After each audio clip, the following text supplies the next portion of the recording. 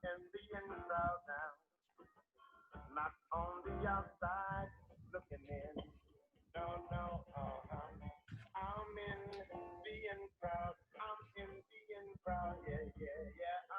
I'm in being proud.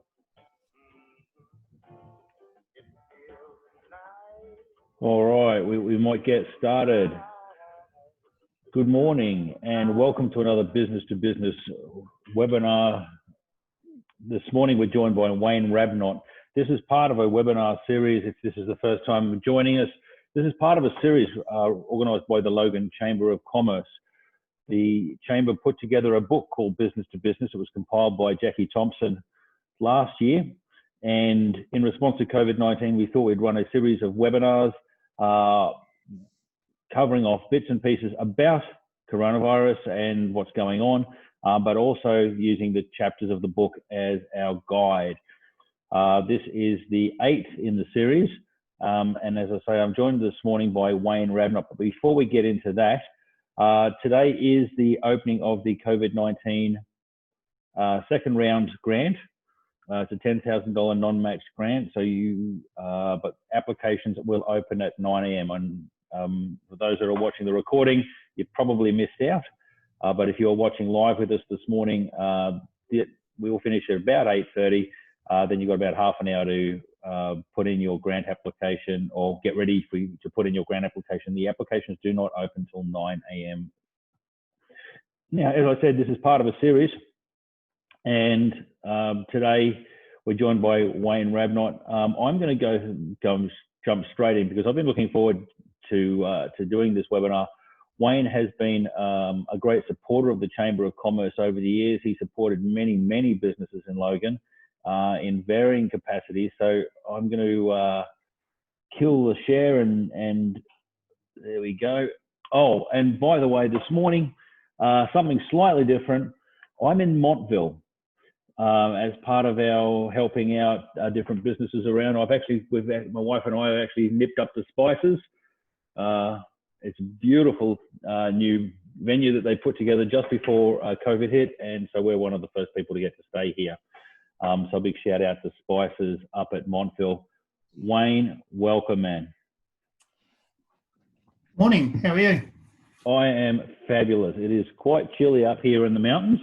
Yeah, we were up there a couple of weeks ago. We've got a good friend runs a menswear store there, and I don't think she's got one pair of red shoes. So you should go and have a look. I'll go in and see what I can find. So Wayne, you've done a lot of different stuff, but can you just give us a couple of, because for the people that don't know you, and I can see the people on the call, hi Alex and Rhiannon and David and Emma and Jamie, and there's a few others there that will know you, but some don't. So can you give us a bit of background about yourself, some of your journey? Might take up the whole half hour there, mate. No. Well, you're going to hit the high points. Well, I actually started out as a panel beater. I was an apprentice panel beater at 14. So I left school at probably the first term of grade 9 and started as a panel beater. My father got sick, and while he was in hospital, I left school because I didn't really like it all that much. So I finished my apprenticeship, started my first panel shop by the time I was 20. I was leading hand for Ira Burks when I was 22. Went to New Guinea as a panel beater. Was leading hand up there. Got a job in a logging business, driving a logging skidder. Took over the logging business and ran an international logging export by the time I was 24. I had a staff of 50 or 60 locals from all different nationalities, all different tribes, and I was the judge, the boss, the doctor, everything you could imagine. You know, at 24, it was quite an experience. Yeah, wow. Came back here after 4 years and ended up running another panel shop for what's now Doug Barton Holden in Wynnum. I had 13 tradesmen working for me then. Nearly sent me around the twist, so I started my own small business doing first of the plastic welding businesses in Queensland. Right. Which I ended up with about 5 employees in that one. Yep. While we were doing that, I invented the Dashmat that goes on the dashboard of your car. We were getting all these requests to weld up dashboards. It didn't work, so we found a way to cover them up. So I moved from doing welding grills and bumper bars up to become a wholesale manufacturer, distributor, and started nationwide. At one stage I was in every auto store in Australia. Yeah, fantastic. So had warehouses around 5 states distributing Dashmats. I sold that company to a Victorian company, and I stayed on as state manager, product manager, and eventually director of marketing. Right. So that kept me busy for another 10 years or so. And finally got out of that in 2000, took up mentoring and coaching, and joined the Chamber of Commerce in Logan. Yep. It was very interesting because I had a lot of national interstate contacts. I knew hardly anybody in Logan. So first thing I did was join the Chamber, decided to volunteer and ended up with a whole group of people with Terry's scheme, which was one of the most interesting times of my life. And moved from there up to the Logan Office of Economic Development and spent 4 years there on the board there. Yep. And when it changed and went in council, I moved into council and basically been working with small businesses in Logan for probably a good 15, 17 years. Yeah. So that's a short run of it. Nice. So there's a bit that you've done a bunch of different industries, and you've also had staff in multiple countries. So today's topic of managing staff is really something that I wanted to get your take on, because we did get the chapter from you, and for those that haven't got the book, make sure you can still buy the book. Where we got 2 orders this week, and I know we're just taking them and posting them out. Still Logan's bestseller, Logan Council's bestseller. Logan's Chamber's bestseller for sure. In fact, I think it's probably close to Logan's bestseller. Rhiannon's on, so I'm not going to say the bestseller, because otherwise, as an author, she'll get up me. But in your first hiring of staff, like what was the challenge that you found when you started putting staff on?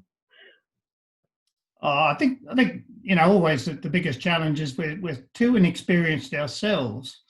We end up employing people because we're really, really busy. So I need somebody to help me. So you almost grab the first person that comes along. Somebody's got a mate, you've got a relative who needs a job. I'll find something for them to do and that'll help me.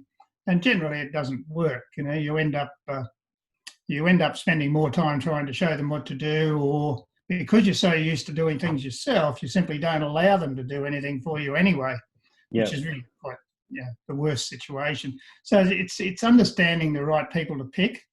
I've made some doozies actually. I made a few little notes there when I had my plastic welding business. I needed a driver, part-time driver, and I hired this guy, and he didn't turn up for work one day, so I rang his folks, and they said, "Oh, he won't be in for a while." And I said, "Where is he?" And they said, "He's in jail." I said, "What for?"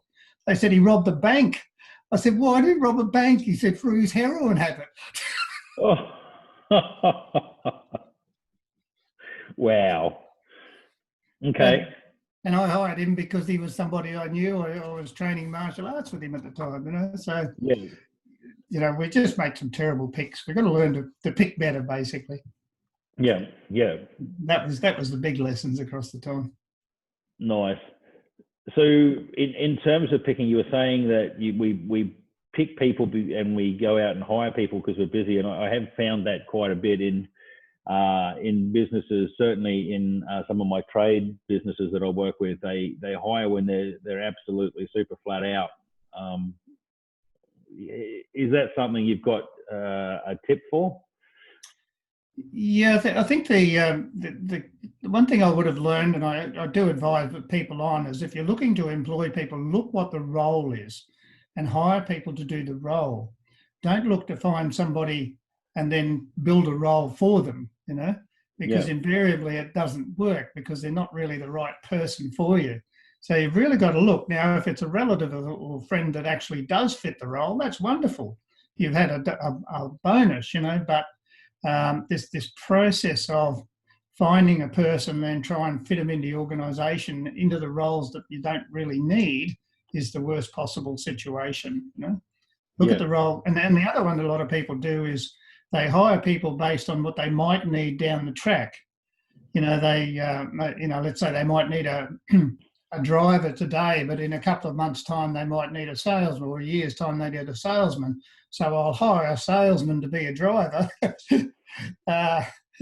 because later he can be my salesman.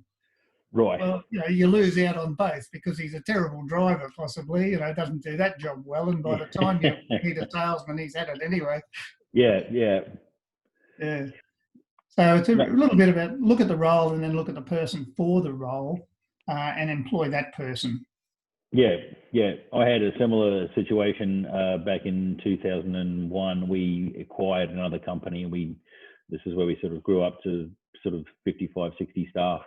And two of the guys we took on because we'd taken everybody else. We had roles for everybody else. We didn't have roles for these two, and they caused so much mischief because we didn't really have a role for them. They were employed to keep the team together. It was probably, looking back, it definitely wasn't. We should have just said our goodbyes and moved on. But so find a good fit for the role. Yeah. And what is your need for now? That's the tips I'm getting out of so far. Yeah. Yep. Because we were looking at once you've got them on and, you know, managing your staff, like that's, so last week, for those that dialed in, they'll have seen Natasha talking about hiring and how to, you know, fast ways to move through 400 applications. We did a quick calculation. I think it was something like for 100 roles, 400 applications was 4,000. You know, over 4,000 applications she's processed in a 6-month period, which is massive. But once you've got them in, what were you doing, say, in the logging or the panel business when you've got them in? How do you keep them motivated? Logging business was interesting, but food was usually a pretty good way to keep people motivated. You laugh when you say that, but I 100% know, and I talk to my government departments about this. If you are having a problem with IT, buy more sausage rolls. Like, very seriously, you feed your IT people, and your IT people stay very happy. I did a long stint with the NHS and their IT section, and also Queensland Treasury. In fact, a number of government departments. And when the IT staff had great morning teas and good food, honestly, the output was way higher. Everybody got their stuff done really, really quickly. If you're on the phone to someone that is an IT and you're looking for support, and you can send them a bit of food, do so, because you get a great result. Well, one of the I'd go on sort of, I guess, what I've learned over the years, and I had a great experience in the Dashmat business in particular, where we were looking at improving productivity. In 1995, we went to flat management structures. And that was probably the greatest learning I've had of working with people. You know, I've been fairly successful with it over the years by just treating people normally. You know, everybody has a brain and they should be able to use it at work. Unfortunately, for a lot of employers, they don't want people to use their brain. They simply want them to turn up and do what they're told, you know, which leads you to a situation where people, if they're not told to do anything, do nothing. And so you end up in a worse scenario. Yeah. So when we went through the flat management structures, that was, I guess, one of the very early rules of that was if you give people 5% of the available information and ask them to make a decision, they're going to be invariably wrong. Mm-hmm. So 5% of the information, they'll get it wrong. If you give people 95% of the information and ask them to make a decision, they'll be invariably right. So my key thing that I did as in flat management was provide information. I didn't force people to take it. I provided information to everybody who wanted it. And I spent quite a lot of time walking around on the floor, talking to people, asking them questions. What do you need to know? Providing the information. It took out all the bottlenecks. There was nobody there that could sort of say, make up stories. The other one, is if you don't tell people what's going on, they'll simply make it up. As the two people you were talking about would have had nothing much to do, so they would have spent a lot of time making stuff up. Indeed. So we went through those sorts of processes. So it's a lot about letting people know what are your expectations, what are the guidelines, what are the boundaries. And around that, there was two very powerful tools that I've used over the years, and you and I were chatting about the other day. One was the back testing, which is finding out people's learning modality. So we have three core learning modalities: visual, audio, or kinesthetic. And getting your head around what the people you're working with are is really, really interesting. I had an example of a electric engineering firm that I had that sent their people all over the world in refrigeration. It's quite fascinating. You try to catch up with them, and where's this guy? Oh, he's in Russia. Next oh, he's in Guam. Yeah. And they were really, really quite interesting. But he had one guy there who he said to me was a really good electrician. He said, but he won't take control of any jobs. Right. So we had they have a team meeting, once a week of them Monday morning, and I went into the team meeting, and the guy who owned the business, a very intelligent man, but he was a very high audio. So all he did was he got his guys together, they all sat on their toolboxes, and he told them all what he wanted done for the week. Yeah. Now, this guy that couldn't understand what the jobs was actually a very high visual. Right, so he's a visual learner as opposed to an audio learner. So he doesn't so an audio learner telling a visual learner what to do. Right. The visual learner sitting there with the fairies saying, I don't know what to do. So when I tested both of them, found this out, what I did was got a butcher's paper and a white, pen and a white pad, and said, listen, when you're talking to this guy, draw out what you want. I went back the next week. I said, how's he going? He says he's the best guy I got. The problem was in how do we talk to people? And as, a trainer, myself, we use three. We use, if we can, overhead projections. We use audio. We talk to people. And we use visual. We get butcher's paper. We write things up. We pin it on a wall. And people that have really bought into training programs can often recall that program by the butcher's paper and almost where it was hanging on the wall. Yeah. I remember what they said because it was on that butcher's paper over there. Still wave my hands around too, just got it. Yeah. So, yeah. There must be some Italian there somewhere. Yeah. So that was one really, really great tool, and it's to understand the learning modality of the people you're trying to, if you like, in an employee situation, give instruction to. Yeah. If they receive it in a different way that you're delivering it, you're going to have a blank.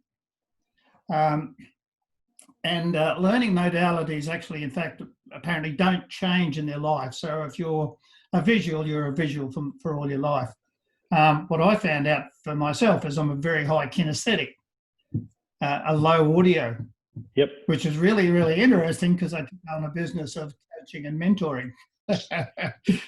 So one of the first things I had to teach myself to be able to, one of the basics of coaching and mentoring is listening, being a good listener. So as a low audio, I had to really work hard and teach myself how to listen to be even able to do that job. Yep. What was that? Have you got any tips on how you spot the audio versus the kinesthetic versus the visual learners?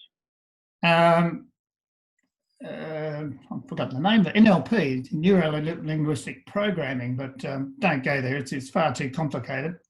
But one of the methods they use is asking people a question they need to concentrate on. What day were you born on? The visuals will look up, the kinesthetics will look down, and the audios will sort of look sideways. Yeah. The other way The other way that I do it is you listen to their language, and if he says, I can really see the future, or Yeah. I've heard that this is coming. Okay, and I can I've see used, this coming. You can see or hear. Or I really feel this is the kinesthetic. So if you listen to the language and they say see a lot, or they say I can hear something, or I can feel, you're starting to get. And people do all three. People will learn by all three, but they have a sort of a more favoured one, I would say. I'm just seeing Rihanna's little note there, and I've had a terrible problem of always having to pull things apart to learn how they work. Yeah. So Rihanna has said it. Where you've got to try and put them back together. Yeah. So Rihanna has said as a kinesthetic, I was always asked to pay attention, but I just needed to fiddle with something for me to concentrate. So fidget spinners would have been great.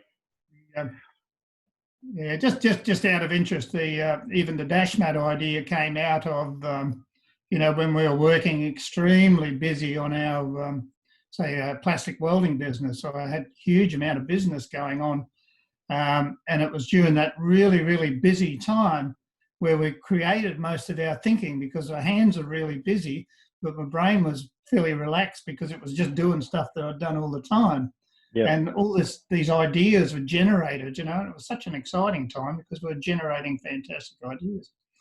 Now the second tool that I quite often I use as an understanding for me was DISC profiling, DISC,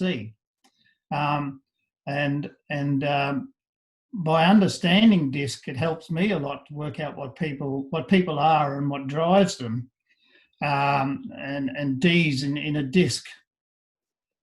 Sorry, I was just reading that little bit of thing there from Rihanna.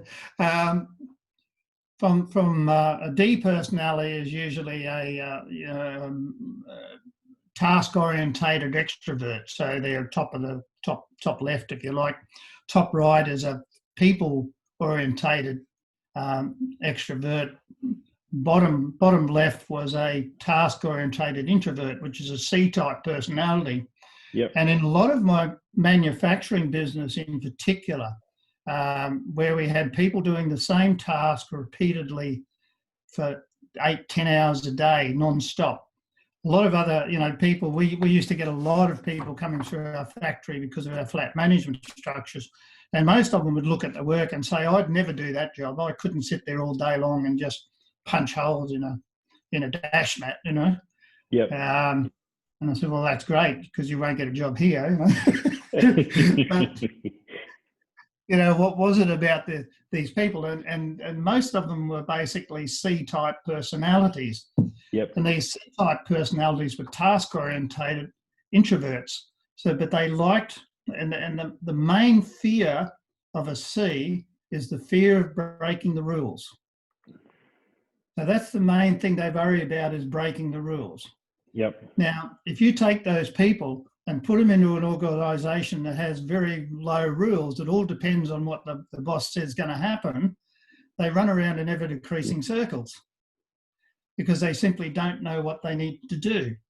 So if you have a business that has a lot of C-type personalities in particular, you really, really need to have things like your induction, fantastic, that's what it is, compliance, accurate, cautious, contemplative.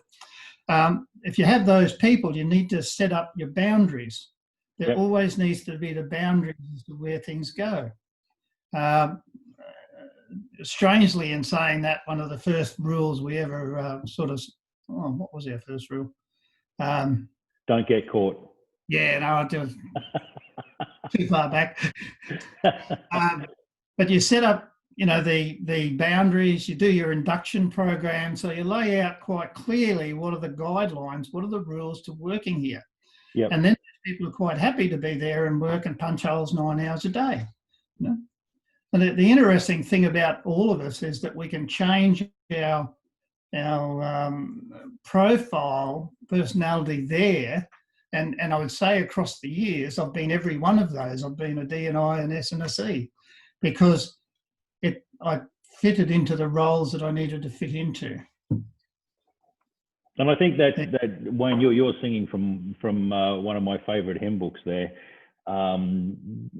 Just because you're put into a category does not mean you can stay there. You know how to. People know how to be all the categories, and if you can choose to be a particular category when you need to be, if you need to be more people oriented at some point, then be that. If you need to be more task oriented, be that. You'll have one that you're in for now. Yeah. And I do find that people who go through some of these categorization processes, whether it's disc profiling or whatever, tend to use it as an excuse rather than a tool that enables or empowers. I'm this, therefore I don't have to do that because I'm not good at that, therefore I'll never get good at that. That's not the case. You can get good at all of these things if you want. What was, just out of curiosity, what was your default? Where did you start in the disc profiling? You can do all of them for sure, but where did you start? Nice. Nice. Okay, very cool. And were you using this tool before hiring staff, or once you'd got them in? Like, where did you tend to use this? I tend to use it more as a coaching tool to train staff. I've done it recently with one of our members, and he went through his whole staff. We just profiled the whole lot and the team. Yep. And what that gave him was an understanding, and he had a new manager come in who was able to say to the manager, then, look, this is the way, this employee likes to be treated, and these are the ones they need direct, guidelines as to what they need to be doing, and they use that as a management tool. The other thing I've used, particularly just profiling, is in writing ads. Okay. I had a house painter many years ago, and lived in a district. He was trying to get a couple of painters, and he put ads in the paper. Couldn't get anybody to apply. He had a pretty shocking ad. But I wrote an ad using all the things that C-type personalities who were the best painters liked, Right. and he had 11 applications for this one job, just because it just read the way that C's like to read, and D-type personalities would never apply for that job because of the way it was written. Yeah, it was written to attract that type. That's interesting. Yeah, so you attract the right people. It's that deselection process, but you start it right in the very, very beginning at the ad there, where you deselect a lot of people. It worked great for him. He was able to move that whole process forward, and his biggest problem was he just couldn't employ people. He couldn't get the right people. But once we started to adjust the ads, we were able to get a lot more of the best type of people for him. Yeah. So we're coming to the end now. If you guys, those watching, if you've got any questions, please put them in the chat window or in the Q&A, and we'll keep an eye on those. What I would say though, Wayne, is what I'm taking away from this is to really not just know your staff, but also know your business, know the bits and pieces that you're looking for. If you're looking for a C-type person, know that you're looking for a C-type person, then go and find a C-type person, rather than I'll accept whoever comes in and we'll modify the role to fit that person. Would that be safe? No, that's exactly so. Yeah. You get the right people, you'll have a lot less problems. You'll be able to focus on what you want to do. I think the other thing that is a key, and I did find with the flat management, is give people credit for their ability, their knowledge. Let them do the job. A lot of people hire people but simply are over their shoulder so much they're not able to do what they need to do. So if you hire the right person, you can give them a lot of information, give them as much information as you can, and let them do what they're there to do. They'll be a lot happier. Yeah, when you said give them 95% of the information, I do find that a number of businesses that have had staff for a while, when I talk to the boss, it's people come to me for the answers, and I say, well, because you keep giving them, you're training them to come back. You're telling them, every time you give them an answer, you're telling them that if you get stuck, come back to see me. As soon as they stop doing that, as soon as they start saying, well, what do you think? Like, you go and you've got the information. It's okay to get this wrong. Have a go. It changes the dynamic in the organization. Alex is asking, where can we access the DISC profile?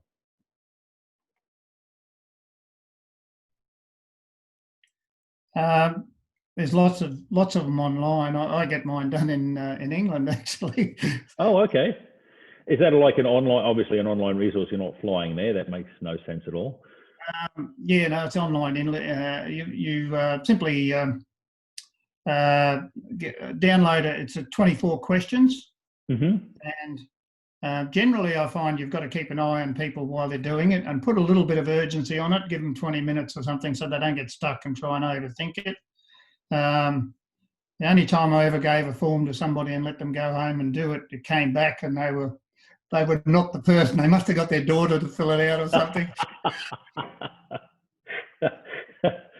Yeah, it kind of defeats the purpose if you have someone else fill it in for you, doesn't it? As I was reading it, I'm going, oh, this is not right. Who filled this out? But online, there's plenty of places where I think where you can get it done. Yeah. David is saying he fails to strike the balance. It's not easy to manage irresponsible staff. Thoughts, Wayne? I think you've got to come back. Do you have an induction program to start with? Have you laid out all the guidelines? But the challenge in a lot of cases is once you've created the situation, it's really, really difficult to solve. There's been a number of times where, particularly with the flat management structures, we'd created some really bad habits amongst employees. And in the end, we had to lose a lot of them. And surprisingly, we lost probably the most skilled of our employees at the time, because they'd got such bad habits around being most skilled, they thought they were essential. We bit the bullet, moved those people on, and then the less skilled people took control of the organisation and ran it twice as well. Nice. My claim to fame on that one was at the beginning of it, I was the most important person in the organisation. Yep. I knew everything. Everybody came to me with the questions because I knew everything. Yep. It took me 18 months to be the least important person in the organisation. And I was actually waiting for a little deputation to come in and tell me one day that I was sacked because I did nothing. And your levels of stress and frustration going from the most important to the least important. What? Oh, it was absolutely wonderful. But I will put this in there that the biggest issue I had was around me, because when you start to not be as important, your urge is to go and stick your finger back in the wheel again, to break something so that you can feel important. So while all this was going on and I was working on all these other people, I had to spend twice the time working on myself so that I didn't stuff it up. One of the most important projects in any business, work on yourself. Yeah, always the case. Yeah. And it's the case with this. If you want to become an employee, the be do have rule, what do you want to have? Who do you need to be a good employer? What do you need to do? So I need to learn about how to handle people. I need to learn to put the right tools in place so these people can do the job that I want them to do. Yeah. If they don't, I've got to come back and say, what did I do wrong? David's asked a question, do you recommend to outsource or subcontract out wherever you can? While you think on that, I'm just going to, you just ran over a big piece of information really, really quickly. Be, do, have. Most people are have, do, be. If I have this, I can do that, and then I will be happy. What Wayne just quickly ran over very quickly was the idea that you switch that around. You need to be first. Rather than if I had $1 million, then I would be happy. No, be happy, then you be, do, have is the way you should be thinking about it. So back to David's question quickly, and this will be our last question. Do you recommend outsourcing and subcontractors whenever you can? Depends on the scope of what you're trying to do. If you need a full-time employee, then like you need somebody to do stuff full-time for you. Yep. I would employ, and that goes against me at 21. I would have run to the hills. But these days I would employ and making sure I got the right person. Yeah. And hello, David. Long time since we've caught up. Nice. Yeah, I find that outsourcing and subcontracting are fine if it is not your core business. If it's inside your core business, you hire, especially if it is considered to be a long-term role, like you're going to be doing this for the next 6 months, 12 months, whatever. If it's a short-term, hey, I've got this hole and I need a graphics designer to fill this gap, but my business isn't that. I'm not going to be hiring graphic designers because that's not my business. That's when I will outsource versus hire. All right, I'm going to finish it up there. Wayne, any last comments? Because this has been fantastic, but I am conscious that we are slightly over time now. Is there any last things that you'd like to say about hiring? Well, I think I've found for a lot of businesses that the fear of hiring holds them back. And definitely I've had people, and quite a few people say to me, I don't want to grow my business that big because I'll have to hire a person or I'll have to hire more people. Yeah. And this fear of hiring, I can't fathom it that I would put this big handbrake on my business, I don't want to get any bigger than that because I'd have to, hire somebody. And that whole challenge is around, again, that be to have, what do I need to be to have some good employees that'll do all that lovely work for me and make me some dollars, And that's very the cool. start. I digress a bit too much with this one, but for me, all my life, I've done so many different things because the first thing I do is try to understand the basics. Yep. But what are the basics of this job? What's the basic, or who do I need to be to do this? So what are the basics of employing? It's not about beating somebody over the head with a stick all the time, which is the old acronym for staff. In Robin Hood's day, a staff was a big hunk of timber. And if you handle them wrong, staff will do exactly the same thing today as what they did in Robin Hood's day. I'll leave it at that. Nice. Hey, thank you so much for being all that you are for Logan businesses. We are blessed to have you in our city. We are blessed to have you while you were at LOED. I've got Jamie, I think, is there from LOED. Give a big shout out. This is part of a series. So the next week we will have Culture Through the Power of Many with Robert. Robert Gutierrez is a chamber committee member. He's a business coach and he teaches organizations about their culture. Then we've got Home-Based Business with Jackie Thompson, Branding with Amanda Lowry, which is going to be a fantastic one. But they're all going to be really good. Yeah, they're all going to be really, really good. I'm really looking at finishing off with Terry Skeen and starting your own business. I know that seems weird to put it at the end, but it was kind of the way it all kind of worked. So Wayne, it has been an absolute pleasure having you here with us today. If this is our committee that we have at the moment, and yes, I still have to put Annette's photo up. I'm very slack. That's why I'm at Montville at the moment. I'll find time to do that. And of course, we thank our sponsors, the Logan Office of Economic Development, Invest Logan, 101 FM, Rebel, and The Breeze, Meadowbrook Golf Club, where we had our chamber breakfasts quite regularly. And we're going to be having the golf day out there fairly soon. Look out for that one. And of course, IKEA. It has been a fabulous pleasure. Stay safe. If you are applying for COVID-19, that grant will open up in 21 minutes. So you've got 21 minutes to assemble your documentation. The last one was